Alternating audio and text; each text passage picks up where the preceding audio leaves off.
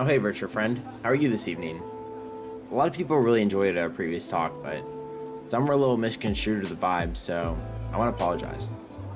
Trying something new can be good, but if you don't properly communicate the idea, it can turn out negative. Even with the best intentions, the whole process really got me thinking. I love trying new things, but not everyone thinks like I do. I need to be more considerate and forthtelling with my creative process if I really want it to gain traction.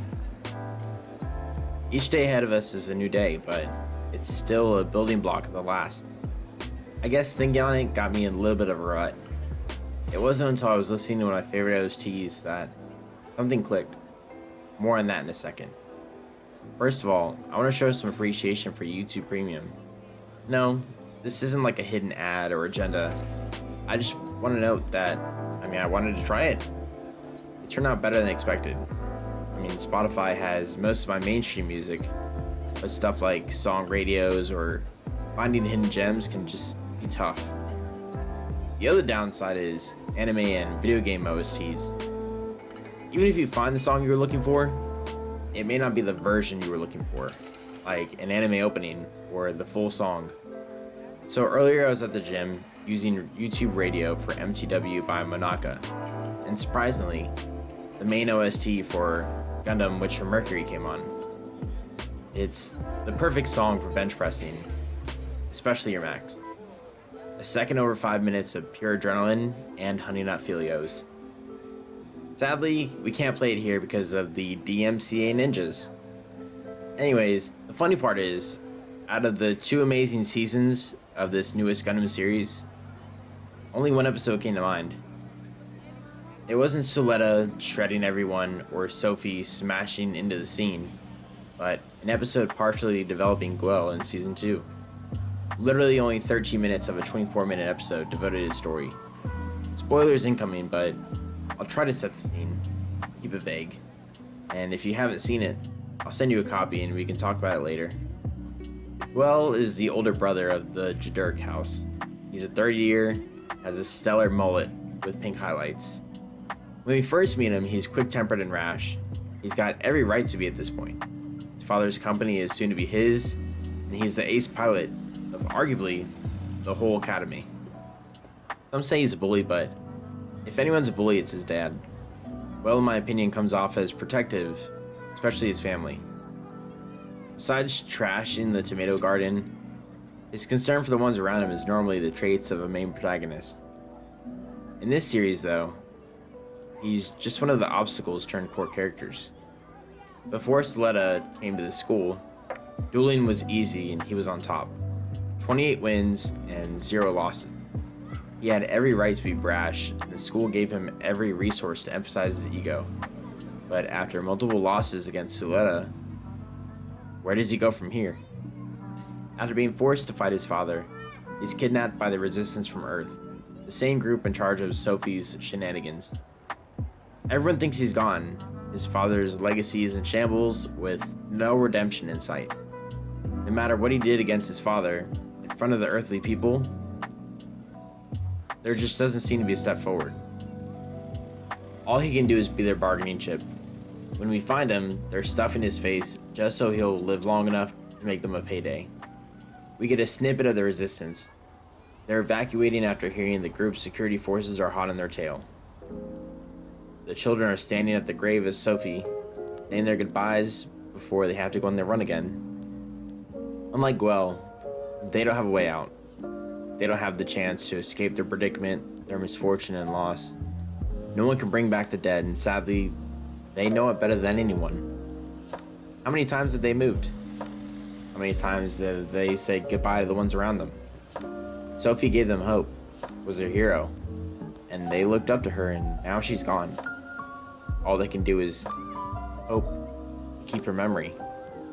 Stuck in a pit of despair, and suddenly a child wants to punish him for his family's actions. The same family he blew up with a finishing blow to his father. Olcut snaps the child and says he's their bargaining chip still. Sunken in his depression, he snaps out of it for a second after discovering his family's bankruptcy. Looks like him being stuck in his feelings has done a lot of the bad for the ones around him. Blasts from the battle are overheard, and Cynthia, the child, is in the crosshair of the fallen rebel. Olcott shields himself while Guel shields the kids out of the way and falls into the rubble. Olcott and the other child, Saito, come too. Olcott looks over at Cynthia and says there's no saving her. He doesn't even bother checking for Guel. He keeps seeing flashes of his son who passed away, but just pushes it to the side. As we come back to the battle ensuing, the rebels are getting destroyed. Their awesome and beefy armored cores are no match to the sleek Master Chief clones and New Age tech. Bullets are doing nothing. Closed weapons are a death sentence. Feels like war, like the battles I just fought in Armored Core yesterday. We jump back to the Cynthia, bleeding profusely, but being carried by Guel.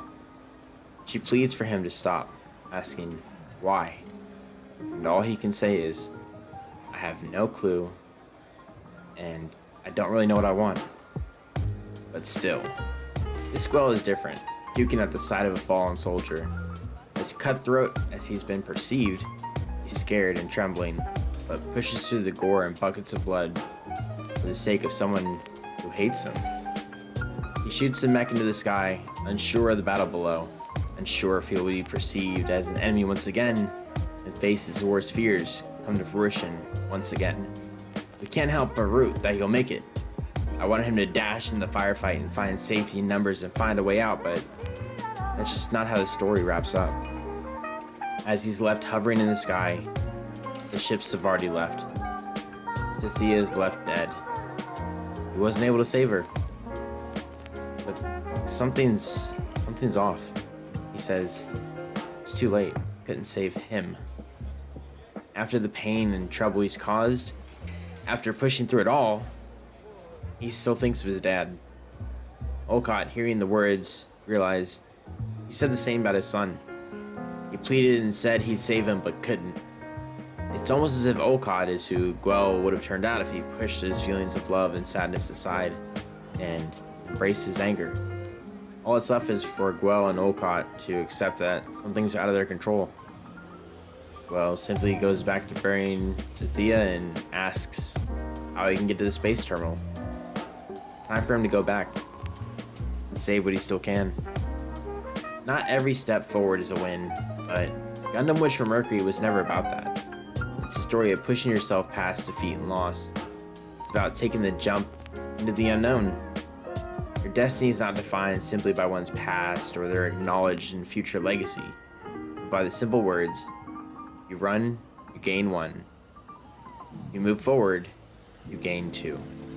Avoidance of pain is still one step forward, but if you move past that fear and embrace what's in front of you, you can gain a hell of a lot more than just 2 steps.